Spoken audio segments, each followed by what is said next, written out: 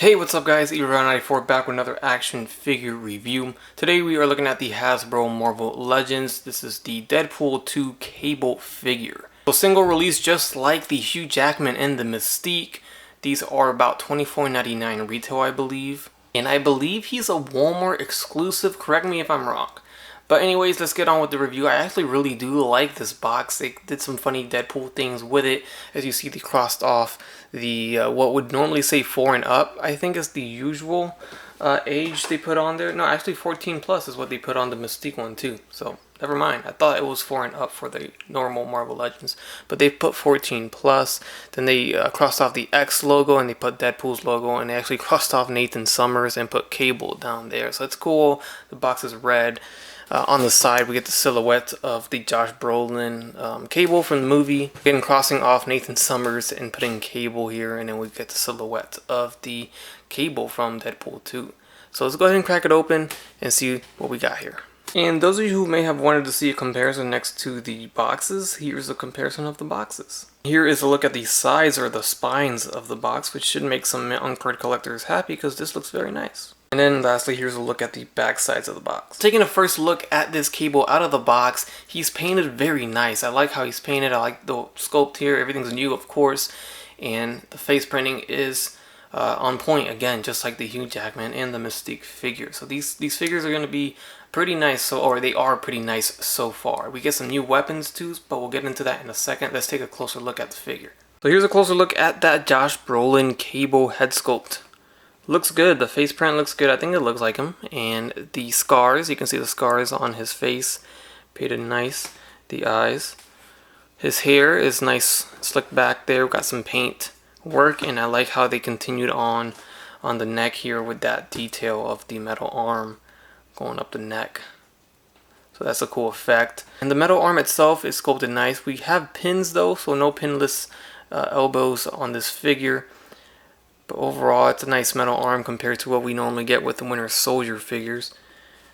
And then here's the other arm. Going to the torso, I like the vest here. The multiple colors, the detail looks great. So you see some magazines there.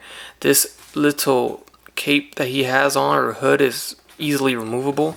So that comes apart or comes off just like that. It's not pegged on his back or anything. It just kind of hangs over him. We get some more ammo up here on top of his shoulder. This is for his grenade launcher. Going down to his belt, we get a holster on his right side, and we get the teddy bear on his left side towards the back, which I do wish was a little bit more detailed. Maybe shaded would have been nice. It's kind of plain there, but it's nice that they added that teddy bear there. It's not removable. Going to the back here and to the boots. Now the vest does not remove. I know I'm probably going to get questions about that. There is no peg to take this off of him. Now maybe if you warm up the figure and pull his arms off, you can probably slide it right off and get him without the vest. So he comes with this gun here, which is really nice. It's a new sculpt. I haven't seen this one before at all, and I like how it was done. And we get some color there on the stock. Thank you, Hasbro. I mean, that means a lot. At least it's not all black. But I do prefer all black compared to all green. So definitely will take this.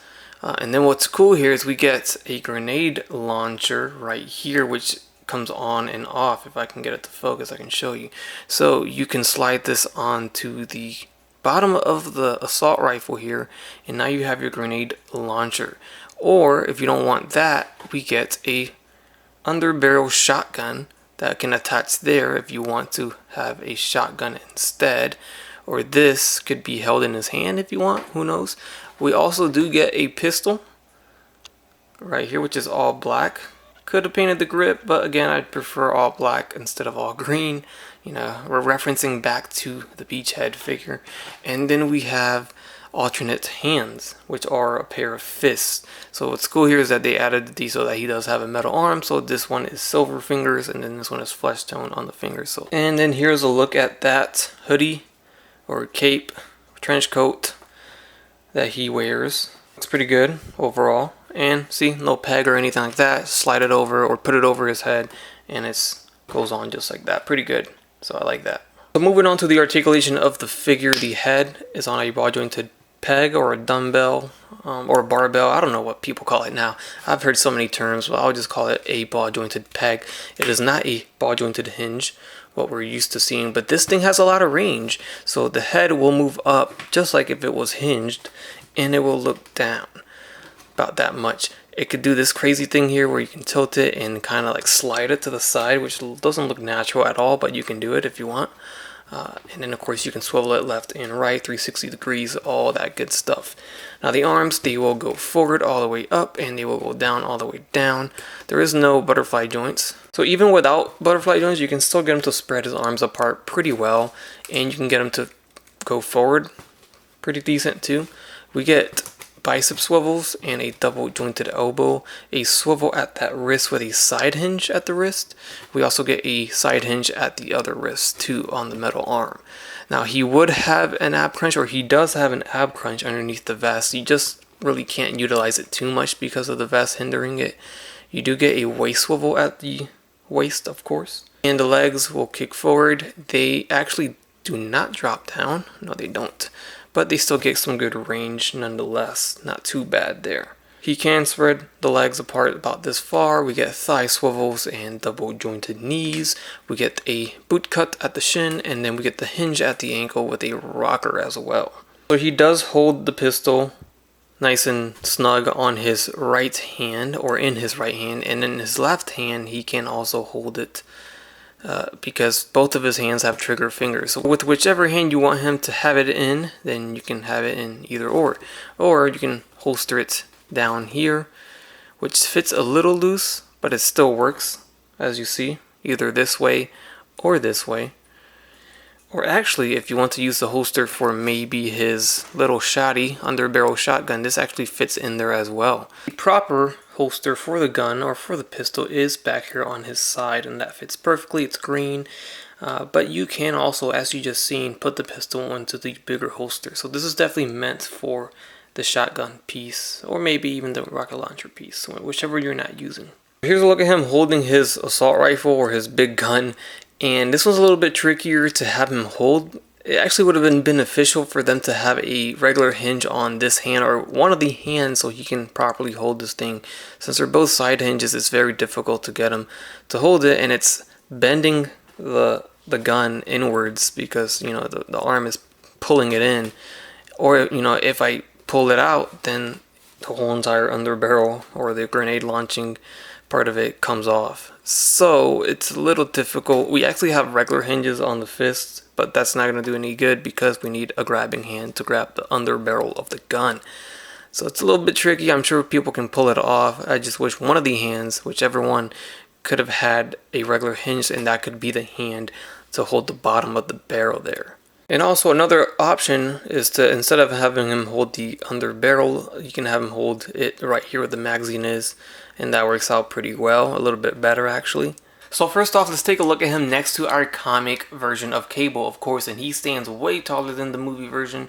He is at least 2 inches taller than the movie Cable. I didn't think it was going to be this drastic, but it is. And here we have our other comic version of Cable, and he stands just as tall as the previous one I just showed. So I did get a lot of requests in my Wolverine Hugh Jackman review to get a comparison next to MCU figures, so I'm going to do that in this video. I did put them up on my Instagram. Those that don't follow me on Instagram, make sure you do, because sometimes I post things that I don't post in the videos, or things that I may have missed. But I'm going to start it off with Stan Lee, Stan the Man. Looks good next to Josh Brolin here. And next up we have the Tony Stark Robert Downey Jr. Just normal tuxedo version that came in the Walmart 2-pack exclusive. And here we have him next to the Steve Rogers, Chris Evans, Captain America from the 80th anniversary 2-pack with Peggy Carter. This Chris Evans head isn't the best, but it's not the worst for sure. Clearly you can just see the difference in the faces and how much more realistic the Cable looks. And speaking of Peggy Carter, I'll throw her in as well. There he is next to Scarlet Witch. And we have the Scarlett Johansson Black Widow from the new Black Widow movie. We have Agent Coulson that came in the 3-pack, the Toys R Us 3-pack with Nick Fury. And as outdated as this figure might be, it really isn't. It held its own, didn't really use the face printing tech, but it still looks just like Agent Coulson. Here's a look at him next to Thor, Chris Hemsworth, and he is huge compared to Cable. Stands about 2 inches taller, almost 3 inches taller than Cable here. So here he is next to the Hugh Jackman Wolverine movie figure.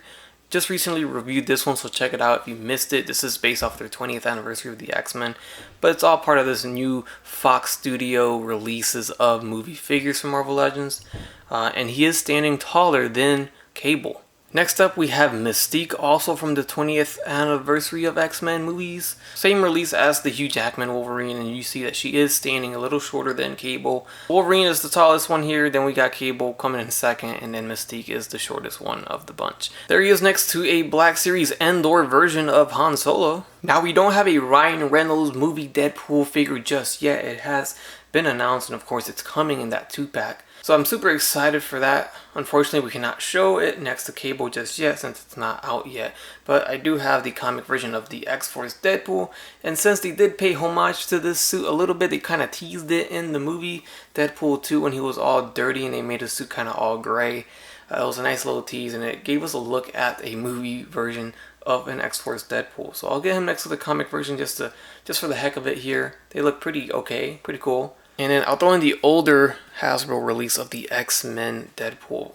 And I do want to compare him next to an SH Figuarts. And what better figure to compare him next to than the SH Figuarts Thanos, which is of course Josh Brolin, played by or voiced by Josh Brolin. And he stands a lot taller, as he should. And I know this comparison's a bit random, but I'll throw in some G.I. Joes because these just came out too. And they both actually look pretty good together since they both kind of have militaristic designs. Nonetheless, there's a look at Beachhead next to Cable, and I think Beachhead stands a little taller because he's got the beret on. Maybe around the same height if I take it off. Yeah, probably Cable's a little taller because of the hair. And we also have Roadblock from the G.I. Joe Target exclusive wave. And lastly, I'll throw in the Cobra Trooper. To round off the G.I. Joes. Alright everyone, and that does it for my review of the Hasbro Marvel Legends Deadpool 2 Cable figure. So far we've taken a look at the Hugh Jackman Wolverine and the Mystique figure and now Cable, and they all have passed. They all look great. It gets me more excited for Deadpool and Negasonic Teenage Warhead and Old Man Logan, and who knows where we'll go from there. I'm sure they're going to keep the line going given the popularity and all of the demand for these figures. Alright guys, leave a like down below, leave a comment, subscribe if you haven't done so already, and as always, have a great day. Bye. That's crispy.